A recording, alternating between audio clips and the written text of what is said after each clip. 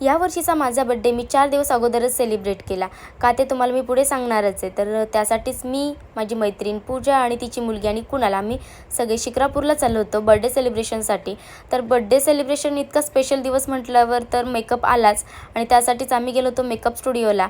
तर गेल्या पहिले भेळ खाल्ली कारण भूक लागली होती. त्यानंतर मग माझा मेकअप करायचा होता तर त्याला स्टार्ट झालं. तर पटकन मेकअप करून घेतला. मेकअप पटकन होऊन गेला आणि आता वेळ होती हेअरस्टाईलची. तर हेअरस्टाईल आम्हाला ड्रेसवर सूट होईल अशी करायची होती. त्याच्यामुळे मला थोडासा वेळ लागला विचार करायला. त्यानंतर हेअरस्टाईलसुद्धा झाली आणि आम्हाला लोकेशनलासुद्धा टाईमवर पोहोचायचं होतं कारण आम्हाला जायचं होतं सेलिब्रेशन हाऊसला बड्डे सेलिब्रेशनसाठी. आणि ह्या वर्षी मी तर इतकी कन्फ्यूज झालेली की ह्यावर्षी बड्डेला कुठला ड्रेस वेअर करू. तर मला एक आयडिया आलेली की एक baby doll type frock wear करूया. पण भीती ही होती की एकदा मी मागे मेकअप केलेला तो अजिबात छान नव्हता झाला आणि मी छानही दिसत नव्हते त्या फ्रॉकवर.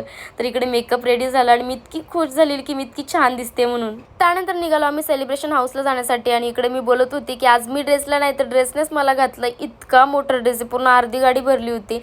मग मी वरती गेले आणि इकडे कुणालने केकची ऑर्डर दिली होती, हर्षूकडेच दिली होती. आणि थोडक्यात सांगते तर सेलिब्रेशन हाऊस जे आहे हर्षूचं आत्ताच जे नवीन ओपनिंग झालं तर मला तिकडे शूट करायचं होतं म्हणून मी तिकडे गेलेली आणि तिच्याकडेच मी केकची पण ऑर्डर दिली होती. तर तो केक कसा आला आहे म्हणजे मला मी जसं सांगितलं तसंच आलं आहे का ते बघायचं होतं म्हणून तिला पहिले आल्याला बोलली की केक ओपन करून दाखव कसा आहे.